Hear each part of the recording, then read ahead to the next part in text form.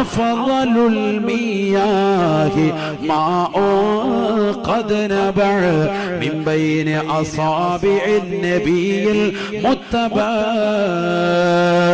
കാരുണ്യത്തിന്റെ കരസ്പർശം കൊണ്ട് മാലോകരുടെ മനതലങ്ങളെ മദീനയിലേക്ക് മാടി വിളിച്ച ഹബീബ് മുഹമ്മദ് മുസ്തഫ സല്ലല്ലാഹു അലൈഹി വസല്ലമ തങ്ങൾ ശറഫാക്കപ്പെട്ട ശരീരത്തിൽ നിന്ന് അവിടുത്തെ വിരലിന്റെ ഇടയിൽ നിന്ന് കടന്നു വന്ന വെള്ളമാണ് ലോകത്തെ ഏറ്റവും ശ്രേഷ്ഠമായ വെള്ളമെന്ന് ഉലമാക്കൾ രേഖപ്പെടുത്തുകയാണ്. രണ്ടാമത്തത് ഇസ്മായിൽ നബി അലൈഹിസ്സലാം കാലിട്ടടിച്ച സ്ഥലത്ത് നിന്ന് പ്രവഹിച്ച സംസമാണ്.